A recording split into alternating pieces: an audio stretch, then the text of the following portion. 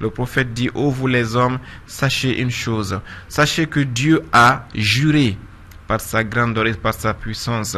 Aqsama bi izzatihi, il a juré par sa grandeur et par sa suprématie. An la yu'adhib al-musallin, Dieu ne va jamais châtier ceux qui vont effectuer la prière. Le musulman qui respecte les 5 prières, Dieu a juré qu'il ne va jamais le châtier. Jamais du tout. Tout ce qu'il fait avec les 5 prières qui sont effectuées comme il le faut, Dieu lui promet un pardon absolu le jour qu'il va le rencontrer. Dieu a promis, il a juré qu'il ne va jamais donc châtier ceux qui prient. Mais c'est quoi ceux qui prient? Ce n'est pas ceux qui prient n'importe comment, comme on l'a dit. Il y a un verset du Saint-Coran qui est très dangereux, dans une sourate que beaucoup d'entre nous récitent, c'est Souratul Ma'oun. Dans ce verset, qu'est-ce que Dieu dit? Bismillahirrahmanirrahim. Il dit: Fawailun lil musallin alladhina hum an salatihim sahun. Dieu dit que parmi ceux qui vont prier, il a juré qu'il les protège contre tous les maux du monde. Mais il dit parmi ceux qui prient, il y a une catégorie qui seront vraiment sanctionnés. Il dit malheur à cette catégorie, ceux qui prient alors que wahum an salatihim sahun, alors que ces gens-là sont négligents par rapport à leur prière. L'intéressé ne manque pas les 5 prières, mais elle néglige ces 5 prières. Dans quel domaine? C'est-à-dire que l'intéressé prie, mais l'intéressé n'a pas appris qu'est-ce que c'est que la prière. L'intéressé n'a pas appris comment est-ce qu'il faut prier. L'intéressé n'a fait que faire une imitation aveugle. Comme c'est facile de voir les gens faire l'inclinaison, la prosternation, la personne vient s'arrêter. Quand les gens se courbent, elle se courbe. Quand les gens se prosternent, elle se prosterne. Mais elle, de façon personnelle, elle n'est pas allée prendre un verset, prendre un hadith, approcher quelqu'un qui connaît, afin d'apprendre la prière, afin de comprendre exactement la vraie spiritualité dans la prière. Le Coran dit malheur à ces gens-là. La prière, on doit l'effectuer, mais avant de l'effectuer, il faut apprendre la prière. Et ce n'est pas seulement que la prière, toutes les adorations que le musulman doit faire, Allah subhanahu wa ta'ala nous a dit dans un hadith qui est Qudsi, il dit: je ne vous ai créé que pour que vous m'adoriez, mais il dit: vous qui voulez m'adorer, comment pouvez-vous m'adorer si vous ne me connaissez pas? Quelqu'un qui ne connaît pas Dieu, il ne peut pas l'adorer. Quelqu'un qui ne connaît pas comment pratiquer l'adoration, il ne peut pas. Et cela, ça paraît tellement banal aujourd'hui qu'on n'a pas besoin de citer des exemples. Imaginez quelqu'un qui veut vraiment faire sa profession, la conduite. Disons quelqu'un qui veut être un chauffeur de taxi. Pensez-vous qu'il va se lever sans apprendre à conduire, prendre la voiture et commencer à embarquer les gens? Non. Parce que la façon de conduire, il faut l'apprendre. Tous les métiers que nous avons, si tu veux exercer de façon professionnelle, même la construction d'une maison, tu ne peux pas te lever du jour au lendemain et venir construire ici un étage. Pourquoi? Parce que chaque chose demande sa phase théorique. Avant de passer à la phase pratique, il faut passer par l'apprentissage. Or, nous les musulmans aujourd'hui, et c'est très regrettable, la majorité d'entre nous, vraiment, nous passons directement à l'acte sans avoir appris réellement le sens et la teneur des actions que nous faisons. Les gens peuvent atteindre l'âge de 20 ans, 30 ans, parfois plus, sans comprendre qu'est-ce qu'il faut lire dans les 5 prières. Qu'est-ce que c'est que la taïya? Qu'est-ce que c'est que les tasbihat qu'il faut faire à la prosternation? Qu'est-ce qu'il faut lire quand on fait la génuflexion? Et qu'est-ce qu'il faut faire pour se laver la janaba? Comment est-ce qu'il faut se laver? Ce sont des actions que la plupart des musulmans ne demandent pas. Ils le font de façon imitative, comme ils voient les gens le faire, ils le font. Mais sachez que, de façon vraiment, je suis désolé de vous le dire, mais Dieu condamne ces pratiques. Dieu n'aime pas qu'on l'adore par imitation aveugle. Il faut que nous comprenions le minimum de ça. La prière, le prophète nous a dit que la prière, c'est l'ascenseur de croyants vers son Seigneur. Quand l'intéressé s'arrête, il dit Allahu Akbar. Le prophète te dit de te déconnecter de tout ce qui t'entoure. Tu dois même oublier que tu es arrêté dans la mosquée. Tu dois oublier que tu es arrêté dans ta maison. Tu dois prendre ton esprit, le couper du monde de façon totale et le connecter exclusivement à Allah subhanahu wa ta'ala. Méditer sur sa grandeur, revoir tes péchés passés, pleurer devant sa puissance afin que dans cette prière, Dieu puisse t'exaucer. Mais comment apprendre à se concentrer dans la prière si on ne l'a pas appris avec quelqu'un? Comment apprendre la méditation dans la prière si on ne l'a pas appris? Quelqu'un qui se lève, qui voit les gens se courber, il se courbe de façon, mais il s'est trompé. La prière, cette phase n'est que la phase matérielle de la prière. La plus grande phase de la prière, c'est la phase spirituelle qui fait que ton cœur soit complètement hors de ce monde, soit dans la spiritualité la plus parfaite et la connexion envers Dieu la plus solide. Et cela, on ne l'apprend pas de façon imitative, il faudrait qu'on l'apprenne dans les livres Al-Qur'an al-Karim et aussi la sunna du prophète Mohammed sallallahu alayhi wa sallam. Le prophète nous dit, je reprends sa phrase, sachez que Dieu a juré de ne jamais châtier ceux qui prient. Ceux qui prient, aujourd'hui ouvrons une parenthèse par rapport à cette prière, comme le prophète nous a conduit à cette prière. Quelle est la place de la prière dans la religion? Ces 5 prières quotidiennes que nous faisons, sachez que sans ces 5 prières quotidiennes, nous perdons le titre de musulman. Le prophète, dans un hadith qui est très célèbre, il a dit Al-farqu baynana wa baynahum as-salat. Il dit la frontière entre le musulman et le non-musulman, ce sont ces 5 prières. Il dit tant que le musulman fait ces 5 prières, il est musulman. Le jour qu'il laisse ces 5 prières, il n'est plus musulman. Autrement dit, l'islam a plusieurs piliers, comme on l'a dit. Après avoir eu la foi en Dieu, la foi au prophète, la foi au Saint-Coran, la première action et la plus importante de la religion musulmane, c'est cette prière. D'où ce que le prophète nous a dit, celui qui va la respecter, Dieu ne va jamais le châtier. Mais comme vous le voyez, la prière doit être faite en parfaite connaissance, pas dans la négligence comme on a vu. Dieu a maudit ceux qui négligent leur prière. C'est qui le négligent de la prière? C'est quelqu'un qui, comme on l'a dit, on l'a cité un point, mais il y a d'autres points qu'on n'a pas cités. C'est celui-ci qui prie sans apprendre comment prier. Lui, c'est un négligent. Le deuxième, c'est celui qui prie. On a 5 prières par jour. Il prie 2 prières, il laisse 3 prières. Ou il prie 4, il laisse la 5e, vice-versa. Cette personne aussi qui prie, parmi les 5 prières, il ne les complète pas. Il prie 4 prières par jour. La 5e, soit il la laisse ou bien il la rejette pour plus tard. Dieu le qualifie comme quelqu'un qui néglige la prière et sur qui il a fait des condamnations. La troisième négligence, c'est quoi? C'est quelqu'un qui prie pendant un laps de temps. Quand ça lui vient à l'esprit, il prie pendant 1 semaine, 2 semaines et un jour il abandonne comme s'il n'a jamais commencé à prier. Cette personne aussi, c'est une personne qui néglige sa prière et Dieu le condamne aussi. Autrement dit, Dieu nous dit une phrase qui est simple, l'islam est simple, il dit udkhulu fi silmi kaffatan. Entrez dans l'islam de façon totale. Ne mets pas un pied dans l'islam, un pied dans la mécréance. Si tu veux être musulman, tu dois l'être de façon complète en acceptant ce qu'on appelle ces 5 prières qui ne sont pas un fardeau pour toi, mais qui sont une fenêtre dans la journée où tu as des problèmes, tu vis dans ton travail, dans ta famille, tu es stressé.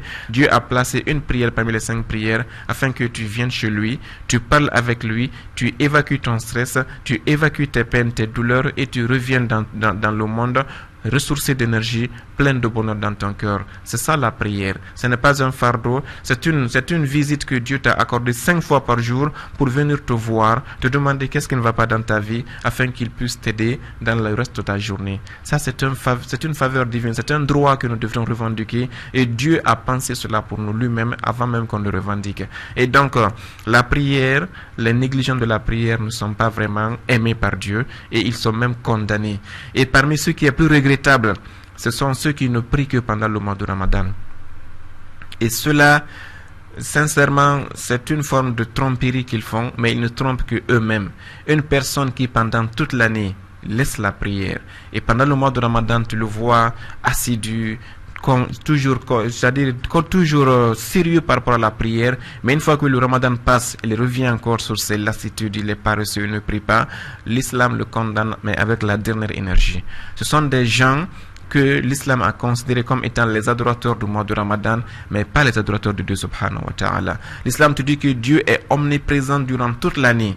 Ce n'est pas seulement pendant le mois de Ramadan que Dieu existe et que quand le Ramadan passe, Dieu n'existe plus. Celui qui adore Dieu uniquement pendant le mois de Ramadan, on les appelle les adorateurs du mois et ce sont des gens que Dieu ne regardera jamais.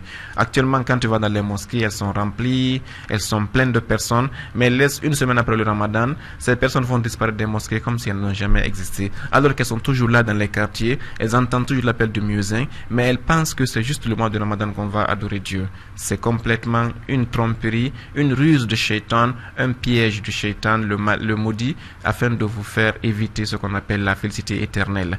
On ne prie pas que pendant le Ramadan. Et sachez que ça, c'est les choses que les gens ne savent pas. Si on vous demande entre les piliers de l'islam, quelle est la plus importante? Par exemple, entre les 5 prières, entre le mois de Ramadan, le fait d'aller au pèlerinage, le fait de faire la zakat et les autres piliers, quel est le pilier le plus important chez Dieu? Certains vont penser que c'est le Ramadan qui est le pilier le plus important, ou bien peut-être aller au pèlerinage à la maison de Dieu sur la terre. Nous disons que non. Le pilier le plus important de l'islam, c'est as-salat, c'est la prière. Et cette place que la prière a est tellement importante que quand quelqu'un ne fait pas la prière, tout ce qu'il fera comme zakat, comme jeûne, comme pèlerinage sera nul et n'aura aucune récompense chez Dieu. Voici la place de la prière. Le prophète nous a précisé à travers 2 hadiths afin de comprendre réellement ce que je voudrais vous dire. Le premier hadith, il a dit quoi? Il a dit, qala Rasulullah sallallahu alayhi wa sallam, as-salatu amududdin. Le prophète dit que la prière est la colonne vertébrale de la religion. Man aqamaha faqad aqama ad-din. Celui qui va respecter ces 5 prières, il a construit sa religion. Wa man tarakaha faqad hadama ad-din. Celui qui va abandonner les 5 prières, il a détruit, il a démoli sa religion. C'est l'un des hadiths du prophète les plus clairs sur l'importance et la place de la prière. Si Dieu, dans le sermon du prophète, nous a dit, Dieu a juré qu'il ne va jamais châtier celui qui prie, c'est parce que la prière est le plus important de tous les piliers.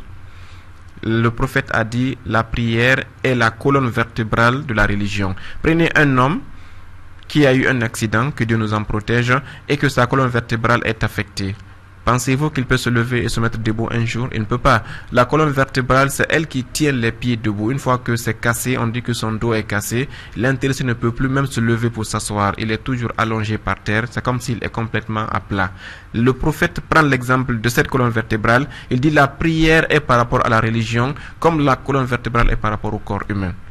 La prière est par rapport à l'islam, comme le pilier principal d'un étage est par rapport à l'étage lui-même. Une fois que ce pilier s'écroule, c'est l'étage qui s'écroule. C'est pour cela que le prophète a dit, celui qui respecte les 5 prières, il a bâti sa religion, il l'a mis debout, elle va s'envoler chez Dieu. Mais celui qui laisse les 5 prières, il a démoli sa religion. Ça, c'est le prophète qui le dit. Donc, ce n'est pas le Ramadan qui est le plus important des piliers, c'est la prière. Et maintenant, le deuxième hadith que je vais vous donner, c'est le hadith qui prouve que celui qui fait le Ramadan, ou bien qui fait le pèlerinage, ou bien qui a des milliers de mosquées qu'il a construites dans son pays, mais qui ne fait pas les 5 prières, rien de ce qu'il a fait ne peut lui être utile à la fin du monde. Ce hadith, le prophète nous l'a dit, et tout le monde, la plupart des gens le connaissent. Il dit, la première action de l'homme qui sera jugé à la fin du monde, c'est sa prière. Parmi tout ce qu'on a fait comme action, la première action que Dieu va vérifier dans tes activités que tu as mises quand tu vivais, c'est la prière. Le prophète dit, si la prière est valide, Dieu acceptera toutes les actions que l'homme a fait. Mais si la prière est incomplète, elle est invalide, Dieu va rejeter toutes les actions qu'il a faites. Ça, c'est un hadith du prophète aussi, qui est extrêmement précis. Quand on vient devant Dieu, on est mort, on est à la résurrection, le jour du jugement dernier. C'est la prière que Dieu va commencer par examiner. S'il voit que tu as prié tes 5 prières, tu n'as aucune faille, tu n'as pas prié 4, tu laisses une, tu n'as pas prié aujourd'hui, tu laisses demain, tu n'as pas prié le Ramadan, tu laisses après le Ramadan. Autrement dit, tu as fait tes prières depuis que tu as la puberté jusqu'à ta mort, tu n'as pas laissé une seule prière. Dieu va dire que lui, il a respecté ses 5 prières, il a respecté le pilier principal. Je pardonne tout ce qu'il a fait comme défaillance. Mais le prophète dit, si Dieu examine sa prière et il trouve qu'il y a une seule prière qui manque, la personne a déjà raté son paradis. Dieu ne va pas regarder combien de mois il a jeûné. Dieu ne va pas regarder combien de fois il a pris des millions pour aller à la Mecque. Dieu ne va pas regarder combien de milliards il a dépensé pour construire des orphelinats, des mosquées à travers le monde afin de sauver des pauvres. Tout ceci, ce sont des actions qui ont un compte bancaire dans lequel il devait être conservé, c'est la prière. Tu n'as pas ce compte bancaire, tes actions n'étaient pas conservées et tu n'en bénéficieras pas. Donc ça veut dire que ceux qui prennent le Ramadan et le mettent au-dessus de la prière, ils se sont trompés. Ce sont ces gens-là qui ne prient que pendant le Ramadan est là, le Ramadan s'en va, ils changent de comportement. Ce sont des gens qui ne s'habillent bien, ils ne portent le voile que quand le Ramadan est là. Après le Ramadan, elles commencent à porter les habits qui sont indécents. Ce sont des gens qui ne boivent pas l'alcool pendant le mois de Ramadan. Après le Ramadan, ils recommencent à boire l'alcool. Ce sont des gens qui ont des copines. Le Ramadan, ils stoppent. Après le Ramadan, ils reprennent. Ce sont des gens qui se trompent eux-mêmes en pensant que Dieu n'existe que pendant le mois de Ramadan. Or, l'islam nous enseigne que Dieu est là de manière omniprésente et continuelle. Et donc on a vu à travers ces deux hadiths que la prière est l'action la plus fondamentale à faire. Et l'avantage de la prière, c'est quoi? C'est que le prophète nous a dit que la prière ressemble à un fleuve devant la porte d'une personne. Le prophète dit, imaginez, il pose la question à ses compagnons, imaginez qu'il y ait un fleuve devant votre porte et que chaque jour vous sortez, vous vous baignez dans ce fleuve 5 fois. Le prophète dit, est-ce que la nuit va vous trouver avec une quelconque saleté? Ils disent non. Le prophète dit donc, les 5 prières sont ce fleuve-là que Dieu vous a apporté. Celui qui se baigne dans ces 5 prières chaque jour, il passera la nuit pure, sans aucun péché. Il va rencontrer Dieu sans aucun péché sur son compte. Ces 5 prières, ce sont nos savants, ce sont nos purificateurs, les effaceurs de nos péchés, afin de pouvoir vraiment être sauvés. Et l'une des phases les plus importantes aussi où la prière va nous servir, c'est après le jugement dernier. Quand l'homme sera face à son Seigneur, Dieu va examiner ses actions. Si Dieu voit que la personne avait la foi, mais elle a plusieurs péchés, c'est là que l'avocat va venir intervenir. L'avocat, c'est qui? C'est le prophète Mohammed sallallahu alayhi wa sallam. À la fin du monde, il sera dans une place qu'on appelle Al-Maqam al-Mahmoud, la place de la louange. C'est comme ça s'appelle la tribune où le prophète va s'asseoir à la fin du monde. Pourquoi il sera là-bas? C'est pour regarder parmi l'humanité ceux qui auront des problèmes et qui auront la nécessité d'être sauvés. Il viendra à la barre devant Dieu et il va plaider pour les gens. Il va dire, Seigneur, lui, il était infidèle, il avait la foi, mais parfois, comme il était faillible, il y a Shaitan qui l'a poussé à trébucher, il a commis tel et tel péché. Je t'en supplie, Dieu, pardonne-lui ses péchés. Dieu accepte l'intercession du prophète Mohammed pour la personne et la personne est purifiée, elle va au paradis. Ce rôle, on l'appelle l'intercession du prophète Mohammed, Ash-Shafa'atul Kubra. C'est la plus grande intercession et le prophète va faire son maximum pour sauver à peu près toute sa communauté. Mais il nous a donné une condition. Il a dit, La yanalu shafa'atuna man istakhaffa bis salat. La tanalu shafa'atuna man istakhaffa bis salat. Le prophète a dit, celui qui banalise sa prière ne va jamais bénéficier de mon intercession. Subhanallah. Toi qui veux que le prophète vienne être ton avocat à la fin du monde, le prophète te dit, si tu veux que je vienne te sauver à la fin du monde, lorsque Dieu va vouloir te condamner, sache que la condition sine qua non est que tu respectes tes 5 prières. Tu les négliges, tu ne bénéficieras pas de ce qu'on appelle l'intercession du prophète Mohammed sallallahu alayhi wa sallam. Autrement dit, la prière est dans ce bas monde et à la fin du monde, elle est incontournable. Il faudrait que si tu es musulman, sache que ces prières sont tellement avantageuses pour toi qu'on devrait les réclamer et même augmenter. C'est pour cette raison qu'il y a des gens qui prient beaucoup plus que ces 5 prières. Ils prient 12 rakats la nuit, chaque nuit. Ils font même plus afin de montrer à Dieu qu'ils sont fiers de ces 5 prières et même qu'eux-mêmes ils veulent augmenter encore tellement qu'ils savent c'est quoi l'importance de ces 5 prières. Car celui qui la néglige risque de perdre le paradis malgré qu'il ait fait la zakat, malgré qu'il ait fait son ramadan, malgré qu'il ait fait ce qu'on appelle son pèlerinage. Et donc voilà un peu la place de la prière. Et le prophète continue dans son sermon, il dit quoi?